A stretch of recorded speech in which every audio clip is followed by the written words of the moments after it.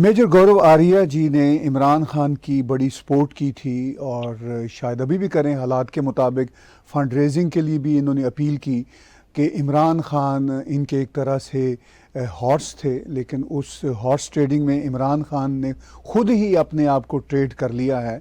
और जब तक पाकिस्तान के नए आर्मी चीफ की तकर्री नहीं हुई थी तब तक तो वो आखिरी गेंद तक लड़ते रहे। लेकिन अब मालूम नहीं इमरान खान का गेंद कहाँ है, मगर उन्होंने आज ही प्रेस कॉन्फ्रेंस में कहा है, बल्कि बातचीत करते हुए कहा कि वो पाकिस्तान की सरकार के साथ भी मुज़ाकरात करने को तैयार है। मेरे साथ जुड़े हुए हैं दिल्ली से मेजर गौरव आर्या जी, उनका स्वागत करते हैं। उनका चाणक्य फोरम किसी तारफ़ का मोहताज नहीं, उसके ऐप्स भी डाउनलोड कीजिए। मेरे साहब, स्वागत आपका। Thank you sir, thank you. तो आपको सर कैसा महसूस हो रहा है कि पाकिस्तान में तो वो यू टर्न तो क्या, बल्कि जो आप ही कहते हैं ओ टर्न ही लिए जा रहे हैं। आप इस सारी सूरत हाल को कैसे देखते हैं? क्या आपको डिसअपॉइंटमेंट हो रही है कि इमरान खान ने तो अपना आपके पूरे के पूरे जो हैं इरादे ही बदल दिए? सर, बड़ी मेहनत करी थी हमने इमरान खान के लिए, बिकॉज काफी लोग पीटीआई वाले कह रहे थे कि नहीं, ये डबल गेम खेल रहे हैं और ये सब खेल रहे हैं। नहीं, देखिए, हमारे अपने इंटरेस्ट हैं, हमारे देश के अपने इंटरेस्ट हैं। हम क्यों झूठ बोलें? हमारा इंटरेस्ट थे कि इमरान खान बन जाए प्रधानमंत्री। अब मैं लॉजिक समझाता हूँ। जो लोग कह रहे हैं इंफॉर्मेशन वॉरफेयर कर रहा है और ये 5th जनरेशन वॉरफेयर है, जो भी लंबी चौड़ी चीजें मुझे इतनी समझ नहीं है। ये हुआ क्यों? है मैंने ऐसा कदम क्यों उठाया और कदम उल्टा पड़ गया, फिर पूरा मामला ही फेल हो गया। The Imran Khan project has collapsed. इसका साहब ऐसा चक्कर है कि जब हमने देखा कि इमरान खान क्या कर रहा है अपने मुल्क के साथ, देखिए ना, जब ये 3.5 साल इमरान खान प्रधानमंत्री रहे, अपने देश के वजीर आजम रहे, तो उन्होंने कुछ करा नहीं। ठीक है, चाइना पाकिस्तान इकोनॉमिक कॉरिडोर रोक दिया इन्होंने, सऊदी अरब को गाली दी, अमेरिका से दूर फासला कर लिया, चीन चाइना पाकिस्तान इकोनॉमिक कॉरिडोर बंद कर दिया, वगैरह वगैरह वगैरह। और लोग मजाक उड़ाते थे इमरान खान का। इमरान खान, जिसको हिंदी में कहते हैं ना, हंसी का पात्र बन जाता है कोई आदमी, यानी कि मजाक का एक वो पॉइंट बन जाता है सबका। कि लोग कहते थे, इनके जो ये रेडियो शोज करते थे या फिर लोगों से बात करते थे, लाइव टेलीफोन पे बात करते थे, तो लोग कहते थे कि जनाब अब हम घबरा लें क्या, जब इन्होंने पाकिस्तानियों को बोला था घबराना नहीं है। क्या हुआ कि इनकी सरकार गिरी और सरकार गिरने के बाद इसने एंटी अमेरिकनिज्म में, एक बड़ी डीप सीटेड एंटी अमेरिकनिज्म है पाकिस्तान में, कि अमेरिका और यहूदियों की साजिश है और हिंदुओं की साजिश है। तो I think he tapped into that sentiment कि अमेरिका ने साजिश करी और सब लोग इसके पीछे आ गए। इमरान खान ने कभी ये शेयर नहीं करा सर कि वो कहता है कि शहबाज शरीफ डुबा देगा और हम लोग डिफॉल्ट कर जाएंगे और ये सब ही कहता है। पर इमरान खान ने कभी ये नहीं बोला कि मैं क्या करूंगा, मेरी क्या पॉलिसीज हैं, अगर मैं प्रधानमंत्री बन गया दोबारा, वो मैं ऐसा कौन सा तीर मारूंगा जो मैंने 3.5 साल नहीं मारा था, अब मैं तीर मारूंगा। क्योंकि इसने ये बोला कि 3.5 साल मेरे हाथ बंधे हुए थे, मुझे एस्टेब्लिशमेंट ने काम नहीं करने दिया। तो सर, ये क्या गारंटी है कि अगली बार आएगा तो एस्टेब्लिशमेंट इसको काम करने देगी? पहले जनरल बाजवा ने काम नहीं करने दिया, अब आसिम मुनीर साहब इसको काम नहीं करने देंगे, क्योंकि आर्मी चीफ तो फिर आर्मी चीफ है। तो फिर क्या गारंटी है कि ये काम कर पाएंगे, खुल के काम कर पाएंगे? और जब हमने इनको सपोर्ट करने की सोची थी, तब ये फरागोगी का मामला सर इतना तूल नहीं पकड़ा था। इनिशियली हमें पता था ये घड़ी बड़ी का मामला चल रहा था, लेकिन इतना सीरियस हमें नहीं पता था, इतना सीरियस है। फिर बाद में हमें और लोगों से भी हमने बातचीत करी, पाकिस्तान के अंदर खास तौर से, तो पता लगा कि ठीक है, खान साहब ने खुद अपने हाथ से पैसे ना लिए हों, लेकिन खान साहब के रिश्तेदार, खान साहब के आपसी लोग, इन लोगों ने खूब नोट कमाए हैं सर, खूब पैसे छापे। और ओवरऑल इनकी जो धमकी देने की जो आदत है कि मैं ये कर दूंगा, मैं तो खान साहब को सिर्फ एक ही एडवाइस दूंगा, अब तो फेल हो गया पूरा मामला, प्रोजेक्ट ही फेल हो गया, लेकिन मैं एक कि यार कभी ना पिस्तौल जेब से ना निकालो अगर ट्रिगर दबाने की हिम्मत नहीं है तो। कभी पिस्तौल को जेब से मत निकालो, कभी पिस्तौल लेके धमकी मत दो किसी को अगर ट्रिगर दबाने की हिम्मत नहीं है। अगर वो गुर्दा नहीं है, कलेजा नहीं है, तो मत करो। If you don't have the courage to carry out a threat, don't make the threat in the first place. इनका मामला क्या था सर? इनका मामला ये था कि हम इस्लामाबाद पे रावलपिंडी पे चढ़ दौड़ेंगे, 20-30 लाख लोग आ जाएंगे और हम ऐसा कुछ कर देंगे कि हुकूमत गिर जाएगी, फिर हम प्रधानमंत्री बन जाएंगे और फिर हम अपने मन का फैज हमीद को आर्मी चीफ बना देंगे। ये सब इनकी कोई स्टोरी चल रही थी। इनकी एक चीज जो ये चाहते हैं वो नहीं हुई। एक चीज इमरान खान की नहीं हुई। इनके 4-5 चीजें थी कि मुझे प्रधानमंत्री बनाओ और फिर मैं एहतसाब लाऊंगा और फिर फैज हमीद आर्मी चीफ बनेगा, शहबाज शरीफ की सरकार गिर जाए। जो भी इनकी विश लिस्ट थी, जो ये पिछले 6-7 महीने से लगातार अप्रैल से लगातार बोल रहे थे कि ये हो गया, ऐसा हो गया, ये हो गया, वो हो गया। जो लगातार बोलते चले आ रहे थे उसमें से एक चीज नहीं हुई, एक चीज मुमकिन नहीं हुई इनकी। और अब मुझे नहीं लगता कि सर चुनाव अगले साल के एंड से पहले होंगे, not before the end of 2023। Elections Pakistan में नहीं होने के, चाहे असेंबली डिसॉल्व करें ना करें, कोई 2 रुपए की चीज का फर्क नहीं पड़ता सर। और चुनाव तो तभी होने हैं जब होंगे। तो मुझे ऐसा मतलब मेरे मन में बात आई कि अभी बहुत ज्यादा हो गया है इमरान खान ना, जो हम लोग यहाँ से कर रहे थे। हमें लग रहा था कि ये आएगा पाकिस्तान को नुकसान पहुंचाएगा, ये उस लायक भी नहीं है कि खुद को नुकसान पहुंचाए। तो ये गलती हो गई। तो मैंने तो लोगों से बोल दिया यार, जितने भी तुमने पैसे वैसे दिए थे छोड़ो, इसको कोई पैसे वैसे देने की जरूरत नहीं है। ये दुश्मनी भी ठीक से नहीं पाल सकता आदमी, ये ही इज नॉट इवन, ये दुश्मन भी खास नहीं बन पाया सर। दोस्त तो खैर क्या ही बनेगा किसी का, ये दुश्मन भी अच्छा नहीं बन पाया। ये एक भी बात पे नहीं उतरा खरा। जो इसने चीजें करी थी ना, नॉट इवन वन सर, एक चीज नहीं कर पाया। इसका मेन पॉइंट क्या था इमरान खान का, कि इसके पीछे हुजूम खड़ा है, इसके पीछे क्राउड खड़ी है। यही तो था इसका असली सुपर पावर जो इमरान खान का था, कि इसके पीछे इतने लोग खड़े हैं कि जब ये हाथ उठाएगा तो 30-50 लाख लोग इकट्ठा हो जाएंगे, करोड़ों लोग पूरे पाकिस्तान से इकट्ठा होकर सरकार को गिरा देंगे। यही तो स्टोरी थी इमरान खान की। कोई नहीं आया सर, कोई नहीं आया। पाकिस्तान इमरान खान की स्टोरी वहीं खत्म हो गई। जी जी, आप सही कह रहे हैं। पाकिस्तान की सियासत पे जब आप इस वक्त नज़र डालते हैं तो आपको एक बात तो क्लियर हो गई कि इमरान खान ने जितना प्रोपेगेंडा आर्मी के ख़िलाफ़ किया वो सब का सब धरे का धरा रह गया। वही हुआ जो पाकिस्तान आर्मी चाहती थी पाकिस्तान की सियासत में। और अभी इनके एक बहुत करीबी मोहन्नस इलाही, चीफ मिनिस्टर पंजाब परवेज़ इलाही के साहबजादे, उन्होंने एक इंटरव्यू देते हुए पाकिस्तान के टेलीविज़न पे जिस तरह की बातें की, शायद आपकी नज़र से गुजरी हों। तो आप इस नए मंजरनामे को कैसे देखते हैं? सर ये तो परवेज इलाही को डकैत बोलता था कि इससे बड़ा डकैत मैंने नहीं देखा। पहले तो मुझे एक बात समझ में नहीं आती, ये डकैत परवेज इलाही है कि नहीं है, या तो डकैत है या नहीं है, फिर उसको डिसाइड किया हाँ ठीक है हमारी हुकूमत बन गई पंजाब में, चलिए कोई बात नहीं। देखिए काफ लीग का जो, मैं मुन्नस इलाही पे थोड़ी देर में आऊंगा, मैं सिर्फ ये कहना चाहता हूँ सर, जो काफ लीग की हिस्ट्री रही है, काफ league is a product of GHQ sir, like all the other, even Pakistan Tehreek Insaf is a product of GHQ. तो हम काफ लीग को क्यों बोले? लेकिन मुन्नस इलाही ने जो वो 10 बजे रात का इंटरव्यू था उसमें उसने साफ बोला था कि बाजवा साहब ने दरियाओं को रुख मोड़ दिए थे पीटीआई को सपोर्ट करने के लिए, और यहाँ पे ये हैशटैग चला रहे थे कि बाजवा ट्रेटर, बाजवा गद्दार। तो अभी पोल ये खुलती है यहाँ पे पाकिस्तान में कि बाजवा साहब ने आशीर्वाद देके इस आदमी को प्रधानमंत्री बनाया। ये जो अपने आप को जनरल बाजवा का बाप समझ रहा था, आज ये पता लगा है कि असली बाप कौन है। असली बाप जनरल बाजवा था, जनरल बाजवा ने। और यही बात हम भी तो कहते आए हैं सर, हम भी तो कहते आए हैं। आज उनके जो सियासी उनके जो दोस्त हैं, सबसे क्लोज हैं उनके साथ, जो उनके हमसफर हैं इस पूरी लड़ाई में, जो कि इमरान खान बोले तो 1 मिनट के अंदर पंजाब की असेंबली में वो डिसॉल्व कर दूंगा, जो परवेज इलाही साहब बोलते हैं, उनका बेटा क्या बोल रहा है? उनका बेटा यही तो बोल रहा है ना कि सब ये गलत है जो आपने जनरल बाजवा के खिलाफ करा। और उसने ये भी बोला एक बड़ी इंटरेस्टिंग बात, कि उस समय जनरल बाजवा हमें बोलते पीडीएम को सपोर्ट करते हैं, हम नहीं करते इमरान खान को सपोर्ट।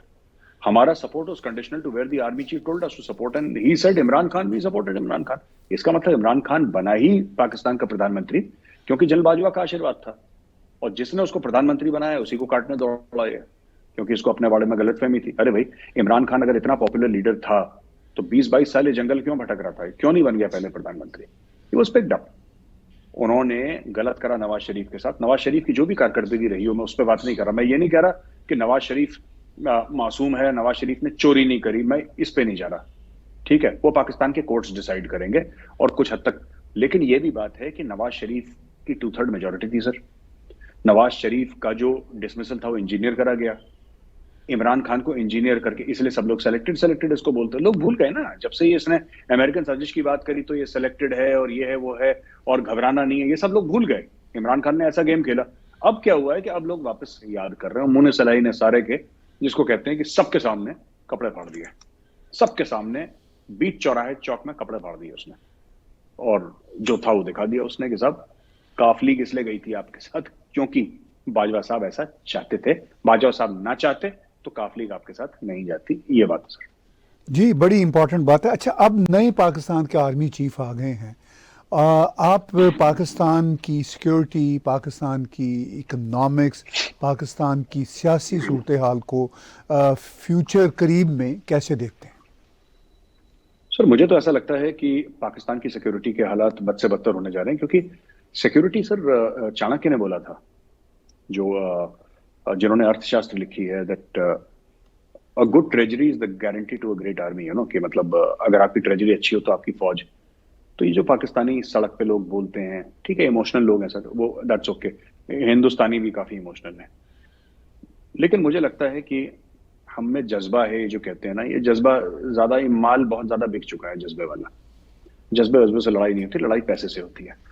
और मुझे लगता है कि जिस तरीके से तहरीक तालिबान पाकिस्तान ने ओपन वॉर डिक्लेयर कर दिया पाकिस्तानी स्टेट पे, और बोला कि जहां मिले वहां पे अटैक करिए, और वो सीज फायर कभी था नहीं सर। मुझे नहीं समझ में आ रहा कैसा सीज फायर था जिसमें 300 350 पाकिस्तानी मारे गए।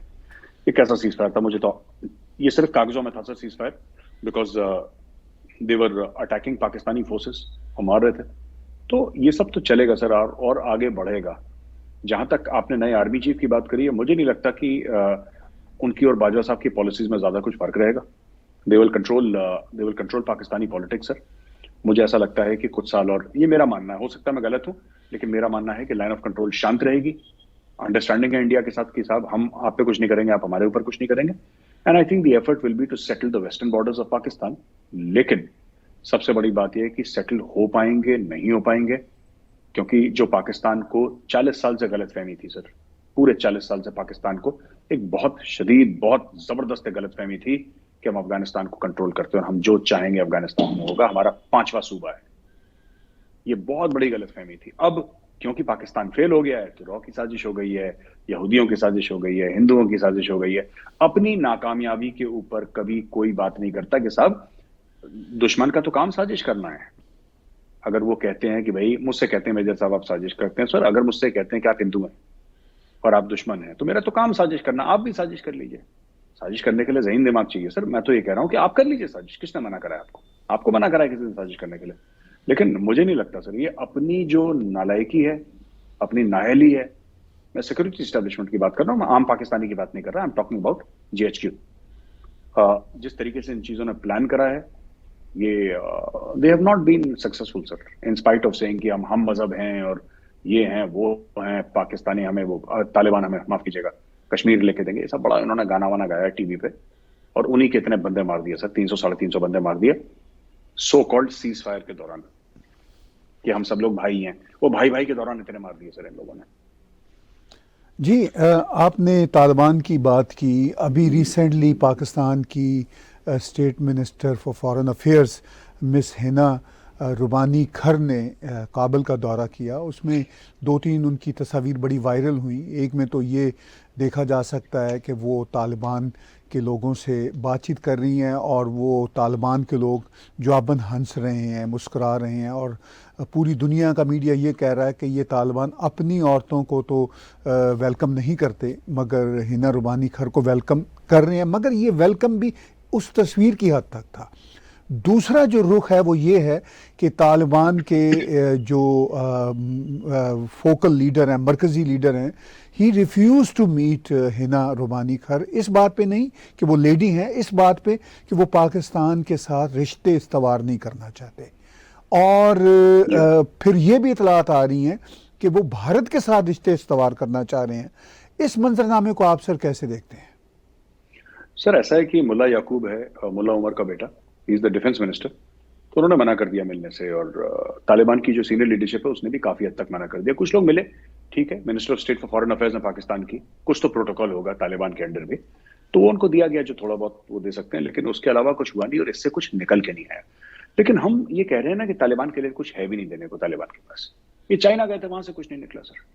ये सऊदी अरेबिया गए थे, वहां से कुछ नहीं निकला। निकलना कुछ भी नहीं है इनका कहीं से कुछ नहीं निकलना। देखिए, जहां तक वो कहते हैं कि इंडिया से उनको ताल्लुकात अच्छे रखने हैं, संबंध अच्छे रखने हैं इंडिया से, देखिए बात यह है ना कि ये अफगान बेवकूफ नहीं है। They are not stupid, they know. अकल है अफगानों में, इंटेलिजेंट लोग हैं, उनको पता है कि कौन उनका दोस्त है, कौन उनका दुश्मन है।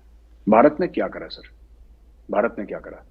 भारत ने स्कूल बनाए, यूनिवर्सिटीज बनाई, पार्लियामेंट बनाई, सड़कें बनाई, डैम बनाए, लाइब्रेरीज बनाई, और जब भारत को ऐसा लगा कि हम लोग वहां पे वेलकम नहीं है, तो हम लोग सर हाथ जोड़ के वहां से चले गए वापस। हमने बोला कोई बात नहीं, कोई बात नहीं। तो पाकिस्तान में बड़े इसके ना शादियाने बजाए गए कि यार 3 अरब की इन्वेस्टमेंट डूब गई भारत की, 3 अरब की इन्वेस्टमेंट डूब गई। तो हमने बोला कि हमने इन्वेस्टमेंट तो करी नहीं थी, क्योंकि इन्वेस्टमेंट तो रिटर्न होता है ना, आप कुछ वापस चाहते हैं। हमने तो लोगों की भलाई देखिए, वो उधर कोई डेमोक्रेटिक गवर्नमेंट हो, अमेरिका से डाली हुई गवर्नमेंट हो, या तालिबान की गवर्नमेंट हो, वो जो सड़क भारत ने बनाई है वो तो आम अफगानी यूज कर रहे हैं ना सर। वो बाहर वाले थोड़ा ना लोग आके यूज कर रहे हैं, वो तो नॉर्मल जो पश्तून है वहां पे, अफगान है, जिस भी एथनिसिटी का है, ताजिक हो, बलोच हो, जो भी हो, हजारा हो, वो तो वो यूज कर रहा है, आम आदमी यूज कर रहा है सड़क। और आम आदमी की गुडविल बहुत है भारत के लिए। मैंने वहां पे मैंने कई लोगों से सुना है जो वहां पे गए हैं, और वो कहते हैं कि, तो पूछते हैं कि हिंदी हो तुम, मतलब कि यूर फ्रॉम इंडिया, हिंदी, और वो फिर गले वले से लगाते हैं बड़ा, क्योंकि उनको पता है कि हम लोगों ने कुछ गलत नहीं करा, हम लोगों ने अपना काम करा, हम लोग वापस आ गए। पाकिस्तान ने वहां पे हथियार भेजे, ये सब, इनको जलील करा, दुनिया भर की चीजें, क्योंकि अपने दिमाग में ना पाकिस्तान, एक्चुअली पाकिस्तानियों को ये बोल दिया गया कि तुम जंगजू कौम हो, तो वो जंगजू टाइप का बिहेव करते हैं सबके साथ। जब दूसरे इनके साथ जंगजू टाइप का बिहेव करते हैं, फिर इनको अच्छा नहीं लगता, कह रहे यार तुम तो बम बहुत फोड़ते हो, तुम तो गोलियां बहुत चलाते हो। भाई आप जैसा बिहेव करेंगे, हमारे साथ तालिबान क्यों नहीं करता? हमारे साथ क्यों नहीं बुरा करा तालिबान ने? क्योंकि जो भी वहां पे लेडीज हैं, हमने उनकी रिस्पेक्ट करी, जो भी बुजुर्ग हैं उनकी रिस्पेक्ट करी, सबसे हाथ जोड़ के मिले, सबसे गले मिल के मिले। और जब हमें ऐसा लगा कि हम यहाँ पे वेलकम नहीं है, वहां पे आ गए। हमने कुछ हल्ला थोड़ा ना करा कि तालिबान बुरे हैं, ये हैं। इन लोगों ने तालिबान को धंधा बना लिया, उनके कंधे पे बंदूक रख के पैसा मांगना शुरू कर दिया। और किस तरीके से इमरान खान लोगों को डराता था सर पैसे के लिए, अगर आपने वहां पे पैसे नहीं डाले तो दुनिया में इंटरनेशनल टेररिज्म फैल जाएगी। आपने सुना होगा, आपको याद होगा सर, इमरान खान ने क्या क्या बयान दिए थे तालिबान को लेके, कि अगर आपने तालिबान को सपोर्ट नहीं करा और अनस्टेबल हो गया तो फिर बहुत दिक्कत हो जाएगी, और यहाँ पे इंटरनेशनल टेररिज्म हो जाएगी, और हमले होंगे, दुनिया भर में अटैक्स होंगे, और आपको तालिबान को हेल्प कर।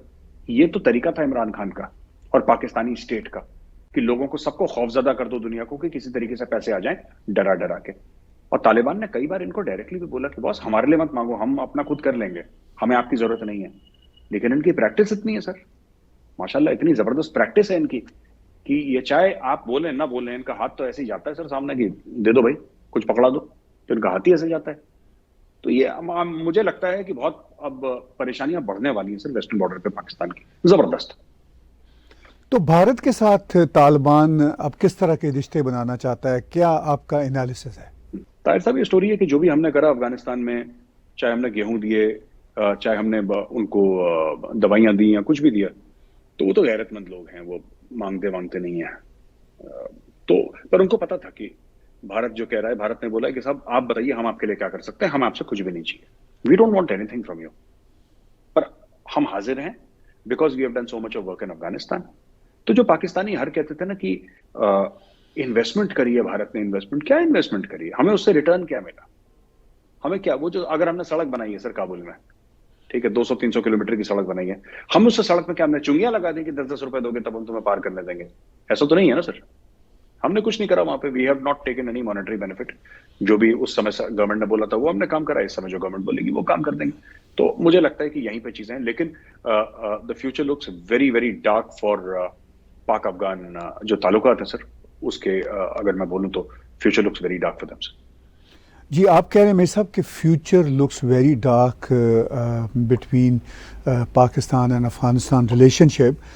अभी एक और घटना हुई वहाँ पर, जो पाकिस्तान का हेड ऑफ मिशन है उस पर कातलाना हमला हुआ, जिसमें वो बच गए हैं, और पाकिस्तान के प्राइम मिनिस्टर शहबाज शरीफ ने ट्वीट भी किया। तो सिचुएशन आप इस कॉन्टेक्स्ट में कैसे देखते हैं कि अभी अभी हिना रुबानी खर का वहाँ पे विजिट था और पाकिस्तान के हेड ऑफ मिशन पर जो कातलाना हमला हो गया? सर ऐसा है कि एक जमाने में पाकिस्तान टेररिस्ट को यूज करके भारत का जो एम्बेसी है उसके ऊपर हमले कर चुका है पहले, just to pass a message. But ये पाकिस्तान को एक बात समझनी चाहिए कि जैसे हमारे ऊपर हमला हुआ, आज आपके ऊपर हो गया, टेररिस्ट को आप कंट्रोल नहीं कर सकते। I think Pakistan should understand one thing. इनको लगता है ना लश्कर को, हम जैश को, हम ये नहीं सर, ये एक लेवल के बाद कंट्रोल नहीं होते। एक लेवल तक ठीक है, एक लेवल के बाद ये लोग कंट्रोल नहीं होते। अब क्या हो रहा है सर, कश्मीर में जिहाद में ताला लग गया ऑलमोस्ट। तो तो अभी लोग क्या कर रहे हैं, इनको अब ये जो इन्होंने लश्कर वाले पाले हैं, मैं अफगानिस्तान पे अभी आता हूँ 1 मिनट में, जो इन्होंने लश्कर या जैश वाले पाले हैं, वो क्या करेंगे? उनको तो सिर्फ गोलियां चलानी आती हैं, उनको इसके अलावा तो कुछ आता नहीं ना सर, कि आप उनको बोले कि वो पीएचडी हैं या कोई दुकान खोल लेंगे या रेडी भी लगा देंगे, उनको सिर्फ गोली चलानी आती है। वो तो आपने तो गाजी पैदा करे थे, मुजाहिद पैदा करे थे जिहाद लड़ने के लिए। अब आपने जिहादी पैदा कर लिया लेकिन जिहाद है नहीं, तो where will they go? They will go to tribal area sir, they will go to tribal, क्योंकि उनको एम्प्लॉयमेंट चाहिए ना, उनको कुछ ना कुछ तो काम चाहिए। So they will go to tribal areas, they will go to Afghanistan. और खून कहां पे बहेगा? पाकिस्तान में। तो जो लोग कश्मीर के लिए तैयार करे थे वो मेन स्ट्रीम में तो आएंगे नहीं ना सर, क्योंकि आपने 10-15 साल सिर्फ हथियार चलाना जिसको सिखाया है, और जो जिसको आपने हर समय बोला है कि ये काफिर है इसको मारो, अब वो काफिर की थोड़ी सी डेफिनेशन ट्रेन कर देंगे, वो कहेंगे कि अब ये काफिर नहीं है, अब ये काफिर है, तुम इसके पीछे लग जाओ, वो उसके पीछे लग जाएंगे। ये ज़ॉम्बीज सर, ये zombies and they are the living dead, तो इनका क्या क्या ही कर सकते हैं। तो ये चीज होगी सर, यहाँ पे अभी ये बढ़ेगा मामला। जी, ये मामला बढ़ेगा, मगर मुझे याद है जब काबुल पे कब्ज़ा किया था तालिबान ने 2021 15 अगस्त को, तो उस वक्त के प्राइम मिनिस्टर पाकिस्तान के इमरान खान ने कहा था कि अफ़गान जो हैं ग़ुलामी की ज़ंजीरें तोड़ चुके हैं, और पूरी उन्होंने हमायत का ऐलान किया था। जनरल फैज़ हमीद उस वक्त आईएसआई के थे, वो वहाँ पे गए और वो तो बहुत करीबी रिश्ते इस्तवार कर रहे थे और सेलिब्रेट कर रहे थे। ये कोई पुरानी बात नहीं है, कोई करीब 1.25 साल पुरानी बात है। तो अब सूरत हाल इतनी टेंस हो गई है, आप इसको कैसे देखते हैं और भारत का इसमें क्या फ़ायदा है? क्या कोई है? आप इस सारे मंजरनामे को कैसे रिफ्लेक्ट करेंगे? सर मैं भारत का तो पता नहीं क्या फायदा है, we'll discuss that few minutes later. But मैंने एक बात देखी सर, ये जो इमरान खान ने जो स्पीच दी थी ना, इमरान खान ने पूरी कौम से खिताब करके कि ये हो जाएगा, अब आज़ाद हो गए, आज़ादी की जंजीरें, वो गुलामी की जंजीरें तोड़ दी और जहनी आज़ादी की उन्होंने बात करी थी इमरान खान साहब ने। सर ऐसा है ना कि ये पता नहीं क्यों पाकिस्तान में जो एलीट है वो नॉर्मल नहीं है sir. They are not normal people sir, वो नॉर्मल इंसान नहीं है, वो अजीब व गरीब लोग हैं। ये बोलते बहुत हैं और बहुत ज्यादा बोलते हैं और गलत बोल देते हैं। अभी देखिए रमीज राजा साहब हैं सर, पीसीबी के चेयरमैन, आज फिर वो भड़क लिए कि अगर भारत नहीं आएगा तो हम, मतलब बैठे बैठे पता नहीं इनको क्या, इनका पेट में हॉल उठते हैं, उबाल उठते हैं, मुझे नहीं पता सर क्या होता है इनके पेट में। ये बीच बीच में कोई कमेंट दे देते हैं और ये पाकिस्तान के पूरे अशराफिया के साथ ये पेट की प्रॉब्लम है सर। ये they just can't keep quiet, ये चुप रह ही नहीं सकते। इनको मीडिया के सामने कुछ ना कुछ, दे love their own voice and their own face. Imran Khan साहब को देखिए, कोई ऐसा दिन नहीं जाता जब इमरान खान इंटरव्यू नहीं देते या सोशल मीडिया पे नहीं होते। ये रमीज राजा भी है। तो ये देखिए बात ये है ना सर कि इंडिया को क्या फायदा होना है, इंडिया को क्या फायदा होना है अफगानिस्तान में? इंडिया ने तो बोला कि हमें कोई फायदा चाहिए नहीं आपसे, और अगर कल तालिबान की सरकार बोले कि जी हम इंडिया को नहीं चाहते, हम लोग चले जाएंगे वहां से। We are there on the invitation of the current whatever is the government of Afghanistan. उन्होंने बोला है कि आप हमारे मेहमान हैं इसलिए वहां पे गए। कल वो बोलेंगे साहब हमारे मेहमान नहीं, हम वापस आ जाएंगे वहां से, दैट्स ऑल राइट। अफगानिस्तान हमारा नेबर नहीं है सर, हमें अफगानिस्तान के साथ जिंदा नहीं रहना। एक्चुअली अगर आप पीओके और गिलगिट बाल्टिस्तान, जो कि असल में भारत का हिस्सा है, राइट, जिसका अवैध कब्जा है पाकिस्तानी, अगर उसको देखें तो India has a border with Afghanistan, अगर आप उस तरीके से देखें। लेकिन अगर जो पीओके है जिस पे पाकिस्तान ने अवैध कब्जा कर रखा है, इलीगल ऑक्यूपेशन कर रखा है पीओके, राइट, बिकॉज देखिए ना इसमें दो चीजें हैं सर। अफगानिस्तान के बगल में होना ये पाकिस्तान के लिए बहुत बड़ी एक स्ट्रेटेजिक बून है कि अफगानिस्तान बगल में है, और पाकिस्तान ने इसकी स्ट्रेटेजिक फसल भी बहुत काटी है, इसके लिए पैसे भी बहुत बनाए हैं। लेकिन ये जो तलवार है सर, ये दो मुंहा तलवार है, दोनों तरफ काटती है। 40 साल पाकिस्तान ने पैसे बनाए इसके कि अफगानिस्तान नेक्स्ट डोर है, अफगानिस्तान नेक्स्ट डोर है। पहले 79 से 89 खूब नोट बनाए इन्होंने, फिर बाद में वॉर अगेंस्ट टेरर में इन्होंने खूब नोट बनाए, पूरा न्यूक्लियर प्रोग्राम उस वक्त इन्होंने बना लिया। American promise to look the other way, American look the other way. Abdul Qadeer Khan ने पूरा न्यूक्लियर प्रोग्राम यहां से चोरी करके, प्रोलिफरेशन करके पूरा बना लिया। तो इनको फायदा भी बहुत हुआ अफगानिस्तान के नेबर होने का। लेकिन सर अब जो चरखा है वो तो घूमता है ना सर, पूरा चरखा, अब चरखा घूम रहा है, अब इनको ना उसका नुकसान भी झेलना पड़ रहा है। एक जमाने में इंडिया में ऐसा था कि यार अफगानिस्तान के साथ हमारा बॉर्डर होता तो सेंट्रल एशिया तक रूट मिलती। अब इंडिया वाले भी कहते हैं कि ठीक है हमें नहीं चाहिए अफगानिस्तान के साथ बॉर्डर। भाई जिसने अफगानिस्तान का बॉर्डर होने का दूध दही खाया है, खामियाजा भी उसे ही भरना पड़ेगा। तो हम क्यों भरे खामियाजा? वो तो पाकिस्तान ने बड़ा एंजॉय करा के साहब ये। तो today Pakistan is paying the price for being Afghanistan neighbour sir. वो पाकिस्तान को बड़ा महंगा पड़ने वाला है, बहुत महंगा पड़ने वाला है। और it's not just in terms of violence, it's also in terms of economic and political instability sir. अफगानों का जब मन चाहता है सर, तोड़ के पाकिस्तान के अंदर आ जाते हैं, फेंस वेंस को उखाड़ के काट देते हैं फेंस और अंदर आ जाते हैं। कितनों को रोकेंगे सर? और किसको पता है कि आज की तारीख में, I am genuinely saying, financial capital है पाकिस्तान का ना Karachi. Karachi is the financial capital of Pakistan and a large part of Pakistan GDP, I don't know exact percentage sir, but large part of Pakistan GDP comes from Karachi. हमें क्या पता कि कराची के अंदर कितने तहरीक तालिबान पाकिस्तान के बैठे हैं? हमें क्या पता कितने तालिबान सपोर्टर्स बैठे हैं, कितने इस्लामिक स्टेट के बैठे हैं? क्योंकि वहां पे भी इस्लामिक स्टेट के अरब फाइटर्स तो हैं, लेकिन वहां पे पश्तून फाइटर्स भी हैं इस्लामिक स्टेट में। अलकायदा में पश्तून फाइटर्स भी हैं। हमें नहीं पता कराची में कितने बैठे हैं। And once these people have declared all out war, और तहरीक तालिबान पाकिस्तान का इनका तो बैत है सर इनके साथ ना, अफगान तालिबान के साथ। तो इसको तो अखुनजादा को तो अपना लीडर मानते हैं ये लोग, जो तहरीक तालिबान पाकिस्तान वाले हैं। तो फिर वही जिसने दूध दही खाया फिर वो खामियाजा भी भुगतेगा। यू हैव टू पे the price and Pakistan is paying the price for that. भाई साहब, आपने जिक्र किया कि पाकिस्तानी एडमिनिस्ट्रेट कश्मीर जो है, जिसको आपके यहाँ पीओके कहा जाता है, आप ये कह रहे हैं कि वो भारत का अटूट अंग है। इसके साथ साथ गिलगित बल्तिस्तान भी, और उनकी सरहदें अफ़गानिस्तान से मिलती हैं, और यूं भारत का इनडायरेक्टली एक तरह से बॉर्डर मिल सकता है। पिछले दिनों भारत की फ़ौज की हाई कमान की तरफ से एक स्टेटमेंट भी आया कि हम पीओके लेने को तैयार हैं, कोई हमें दिक्कत नहीं है, जिस पर पाकिस्तान ने शदीद रिएक्शन का इजहार किया। तो क्या वाकई कोई ऐसी मूवमेंट भारत में है कि जिसको आप समझते हैं कि वो हमारा हिस्सा है, इसको अब लेना चाहिए? ताहिर साहब, ऐसा है कि जो जनरल द्विवेदी हैं, नॉर्दर्न आर्मी कमांडर, उन्होंने कोई ऐसी गलत बात नहीं बोली, उन्होंने कोई ऐसी बात नहीं बोली कि जिसको पाकिस्तानी मीडिया कह रहा था कि बड़े जारियत का और बड़े जंग का जुनून सवार है भारत। ऐसा कोई जंग का जुनून कोई भी सवार नहीं है सर। ये हमारे पार्लियामेंट के रेजोल्यूशन है 1994 के, और पार्लियामेंट के रेजोल्यूशन बड़े क्लियर है सर। और वो पार्लियामेंट के रेजोल्यूशन ये कहते हैं कि गिलगित बल्टिस्तान और पाकिस्तान ऑक्यूपाइड कश्मीर हमारा अटूट अंग है और हमें वापस लेना है। तो जब जर्नलिस्ट ने सवाल पूछा, उन्होंने पार्लियामेंट के रेजोल्यूशन कोट कर दिया, कहानी खत्म हो गई। इसमें कहां से बात आ जाती है सर कि देखिए, वो पूरा बात फौज की नहीं है सर। भारत जैसे पाकिस्तान में अगर कोई जनरल बोले तो उसको यू कहते थे कि ये बड़ा ये है, पर इंडिया में जब जनरल्स बोलते हैं, they speak whatever the parliament decides और whatever the government of the day decides. They have to take that line. They will not take because there is no independent line in the Indian Army. They respect the constitution. Whatever is the constitutional line is the line that the army chief will take. हमारे जो army chief है general Manoj Pandey, वो वही काम करेंगे जो भारत के संविधान में लिखा हुआ है। उसके 1% इधर उधर काम नहीं होगा। तो उन्होंने तो वही बोला जो जो पार्लियामेंट के रेजोल्यूशन थे, जो जनरल द्विवेदी हैं, नॉर्दर्न आर्मी कमांडर, तो उन्होंने गलत क्या बोला सर? इट्स देयर, वो तो है, लिखा हुआ है पार्लियामेंट में हमारे। इसको पता नहीं क्यों इतना बुरा लग गया पाकिस्तानियों को। इट्स देयर सर, वो लिखा हुआ है। जी, आखिर में बातचीत करेंगे थोड़ी सी इस कॉन्टेक्स्ट में। आपने कहा कि भारत की जो टॉप आर्मी कमांड है वो किसी सूरत भी कॉन्स्टिट्यूशन से इनहिराफ नहीं करती, और हम ये देखते भी हैं।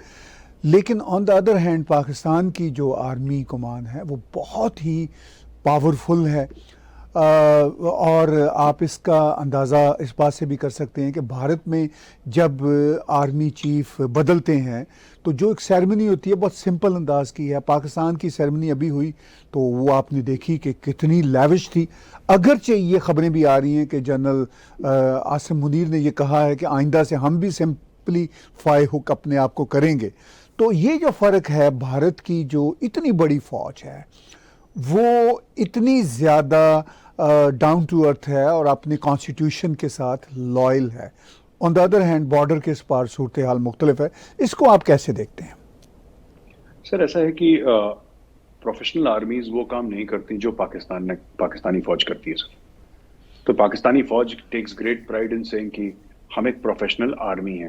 देखिए, प्रोफेशनल आर्मी का सिर्फ ये नहीं मतलब है कि हमें लड़ना आता है। प्रोफेशनल आर्मी का कंडक्ट होता है सर, एक तरीके से प्रोफेशनल आर्मी चलती है।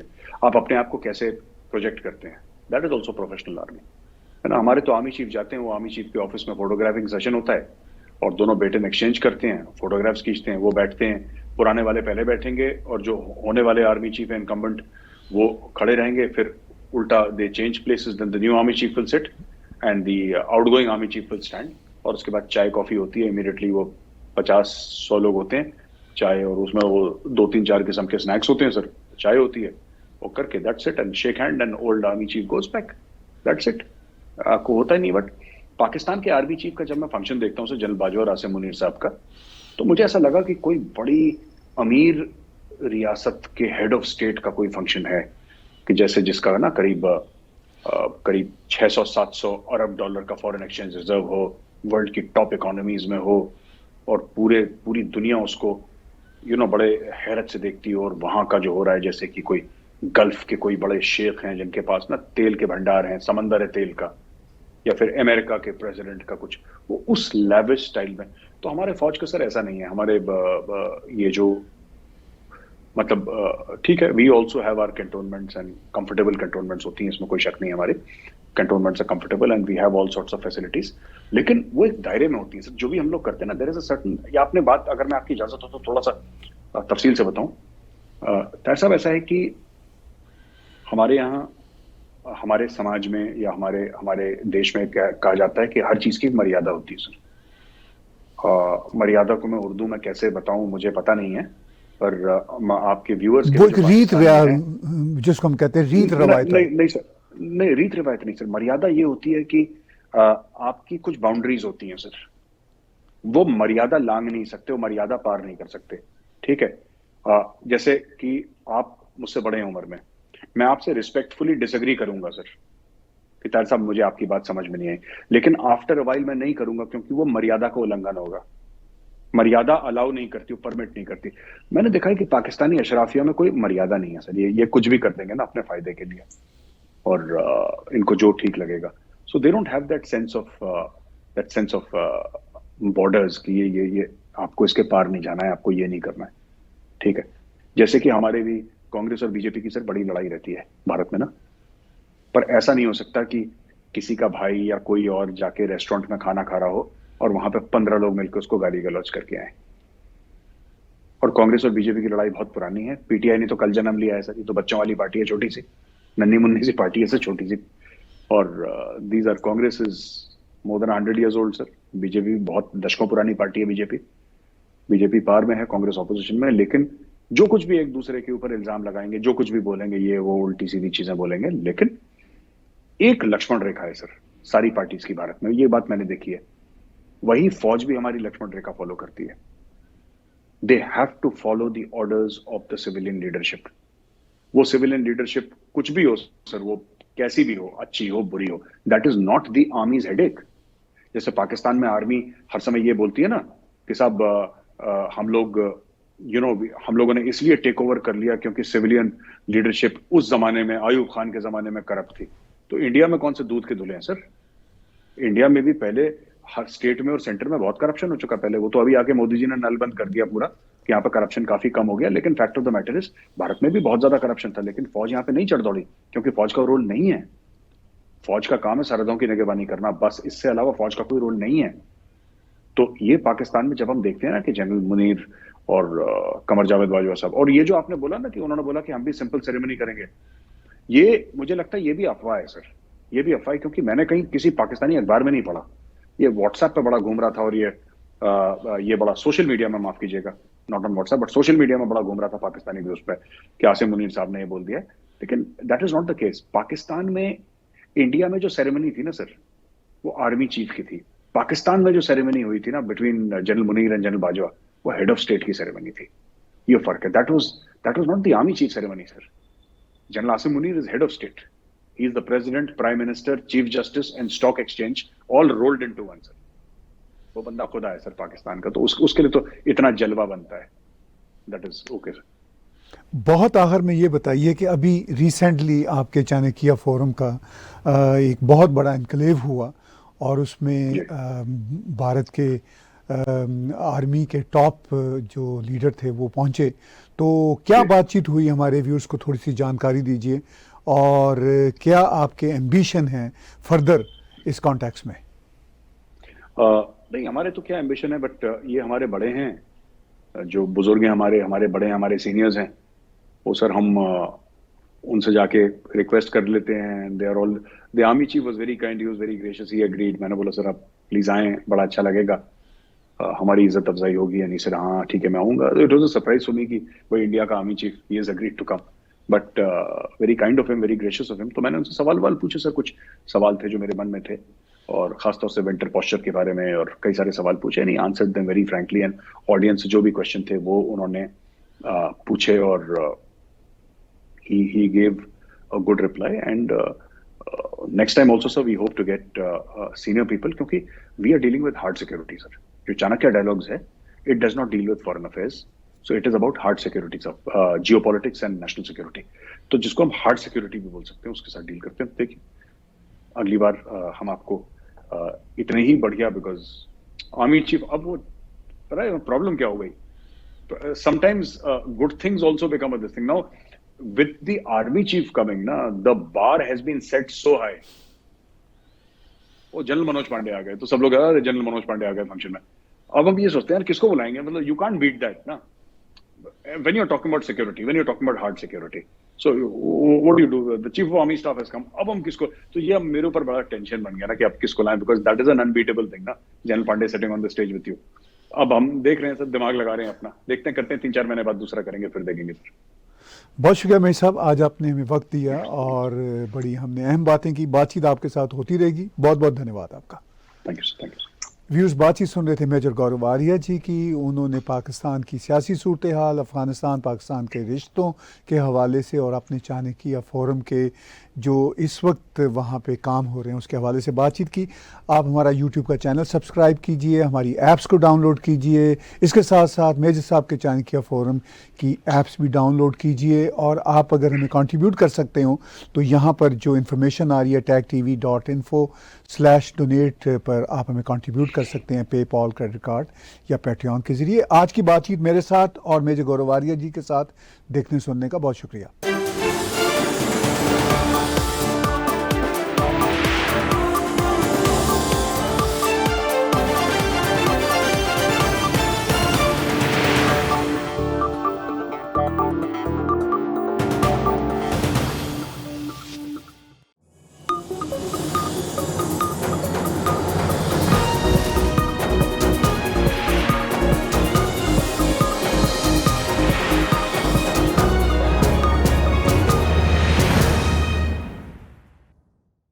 Subscribe Tag TV YouTube channel and press the notification button.